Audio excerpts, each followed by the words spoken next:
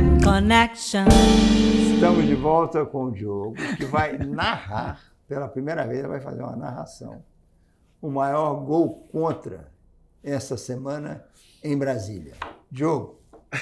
Você sabe que eu fui até comentarista de futebol numa Copa do Mundo, eu não me lembro nem mais qual era, acho que para...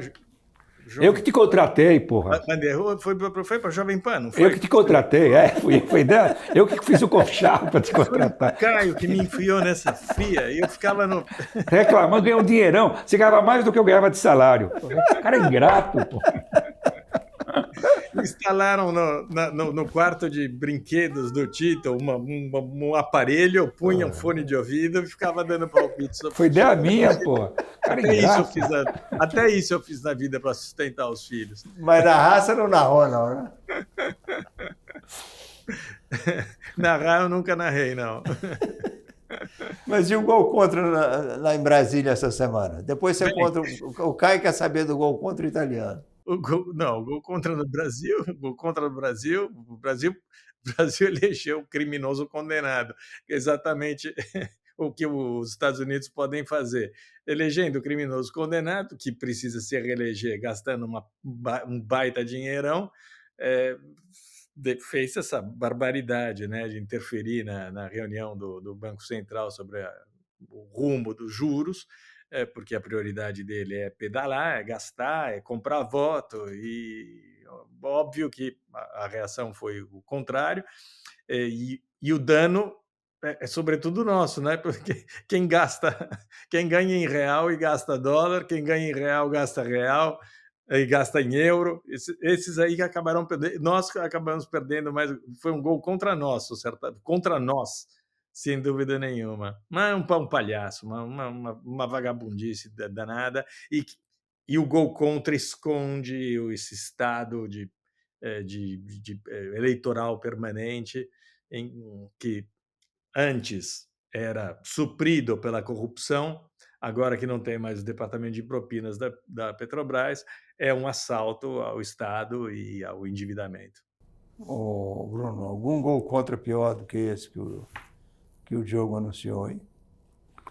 Na economia, só eu destacaria as falas do Lula, que estão gerando ainda mais instabilidade.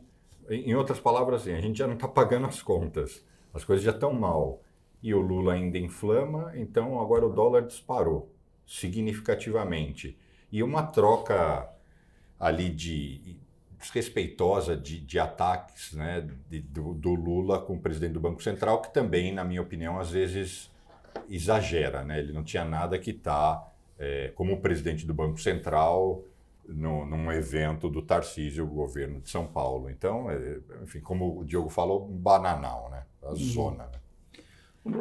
Há 25 anos, o Papa organizou um evento no Vaticano sobre dívidas dos países emergentes. E os números eram assustadores.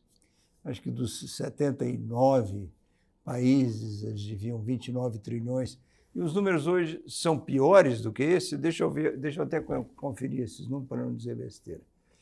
Que os emergentes, entre eles o Brasil, estão devendo 29 trilhões de dólares. E os 46 países gastaram mais pagando dívidas de juros do que em educação. O Brasil não está entre os 5 piores dessa turma que deve, Argentina, Turquia. Onde é que o Brasil está? O Brasil não está nem entre os 15 piores, mas isso não significa que ele está bem. O Brasil gastou em 2023 quase R$1 bilhão só para rolar a dívida. Então, isso proporcionalmente não é... Desculpa, 1 trilhão. Desculpa. Estava ótimo. Então, eu olhei para o... Eu confundi os números. 1 trilhão só para rolar a dívida. Isso não tem a mesma... A comparação, quando fala dos outros países, são países que estão quebrados, né? Quem está na frente do Brasil? Equador, Argentina, na frente em pior, né? Em pior condição. Tunísia, só países precários. Então, o Brasil não está entre os 15, mas isso não significa que ele está bem, especialmente pelo tamanho da economia, pela densidade populacional, pela planta produtiva em diferentes setores. Então, esse nosso índice de dívida só vem piorando e já está anunciado que ele vai piorar ainda mais, e com o governo gastando mais do que pode.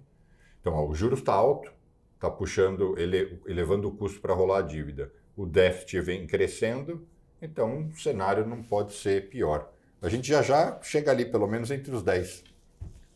Vamos botar assim na conversa. Ela está lá na Espanha, antes de ir para lá, ela acompanhou um teste internacional sobre educação de adolescente.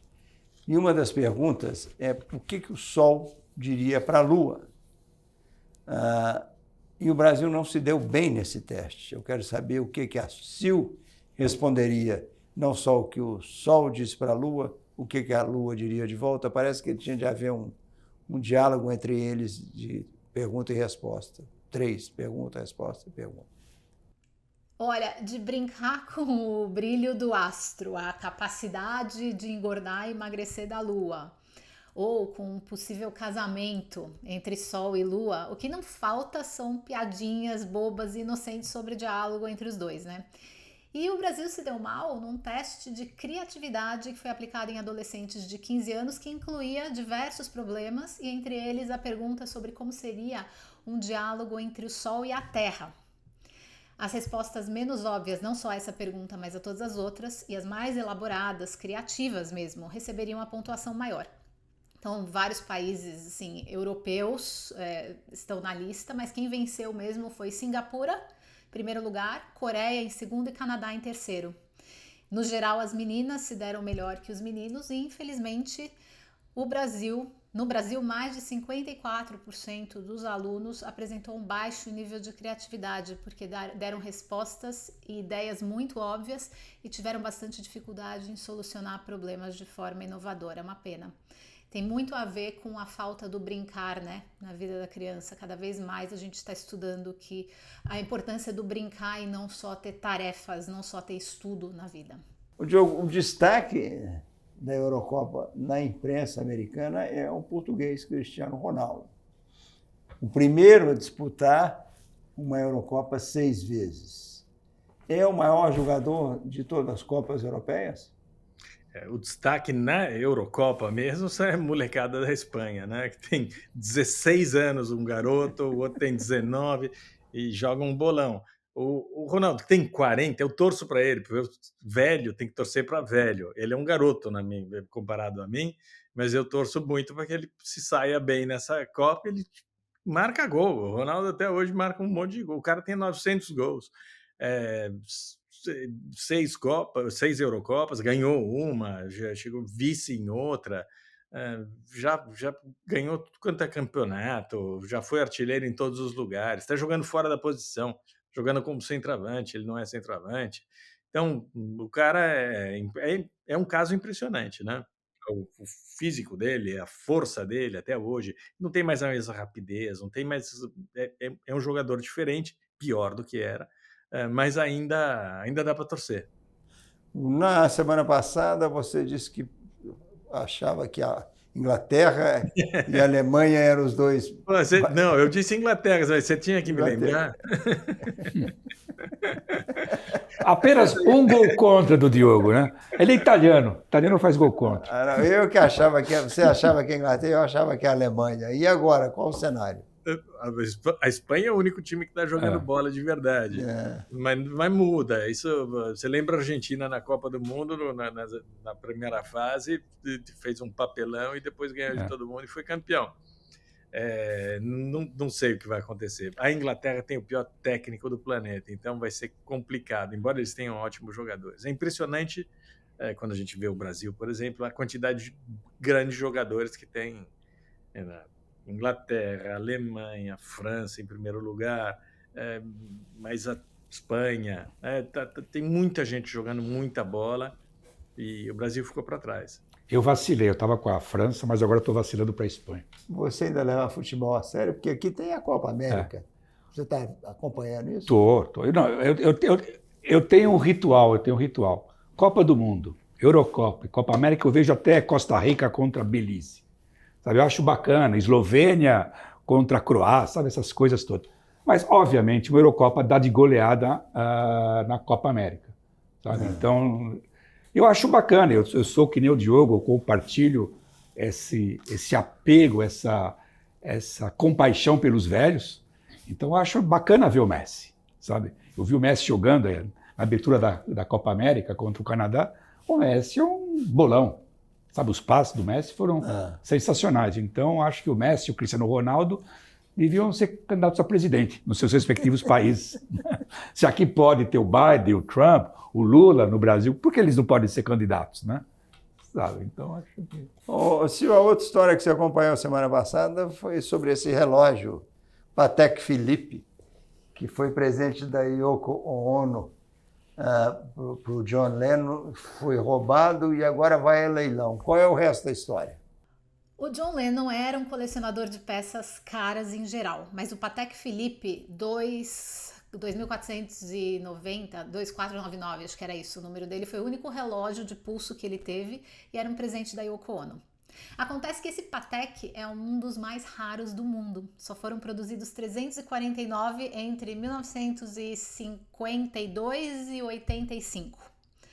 O relógio é mecânico e ele mostra o tempo de 8 maneiras diferentes. Tem dia, tem mês, tem fase da lua no mostrador, tem submostradores com segundos, minutos, data, e ele não erra nem ano bissexto. Fala que o funcionamento dele é perfeito mesmo. Nenhum outro relojoeiro foi capaz de produzir um calendário perpétuo, que é o que esse relógio traz, tão pequenininho para caber num mostrador de um relógio de pulso, até 1985, por isso que tem um corte ali. Bom, só isso já faria desse Patek Philippe uma relíquia, né? Mas o que tornou ele mais especial foi que o John Lennon ganhou esse relógio de presente de aniversário da Yoko, com uma inscrição atrás e tudo, 2 meses antes dele ser assassinado. E aí, depois disso, o relógio sumiu. Aparentemente, os familiares próximos saberiam onde estava o relógio. Agora, como o relógio saiu da casa do Lennon, não se sabe ao certo. Há indícios que tenha sido através de um motorista turco, que era um motorista da Yoko, que chegou a chantageá-la e recebeu $2 milhões dela para não publicar fotos e diálogos que ele tinha gravado que pareciam comprometedores. Ele dizia que a vida dele e o casamento dele tinham sido destruídos, arruinados pela Yoko, porque ele alegou que eles eram amantes. A Yoko negou isso. Mas voltando ao relógio, quando o turco ainda trabalhava para a Yoko, ela teoricamente teria pedido para ele guardar alguns itens do Lennon por segurança. E quando ele foi deportado, os itens, junto com o relógio, foram embora com ele. Agora, tem uma outra história que diz que a Yoko deu itens especiais dela a alguns dos funcionários que ela considerava especiais em agradecimento pelo trabalho deles. E disse para esse turco, pega um relógio. E ele pegou justamente o Patek, não é bobo nem nada, né? A Yoko disse que jamais permitiria que ele tivesse pego um relógio que era do Lennon e tão especial. Mas a gente não sabe qual que é a realidade. Um repórter decidiu investigar essa história. Ele viu que o relógio viajou um bocado depois da morte do Lennon, rodou pela Europa, passou por 2 casas de leilão. Ele originalmente valia $25 mil quando ele foi comprado na Tiffany, mas hoje estima-se que ele valeria de 10 a 40 milhões de dólares. Ele parou na Suíça, onde está envolvido num processo entre um tal de Mr. A, que diz que comprou esse relógio legalmente em 2014, e a Yoko Ono. A Yoko Ono tá ganhando por enquanto, mas há quem diga que esse relógio não traz boa sorte, então não sei quem vai ficar com ele no fim e o que vai acontecer. Voltamos no próximo bloco com uma ratazana que joga em todas as posições. Pedro Andrade.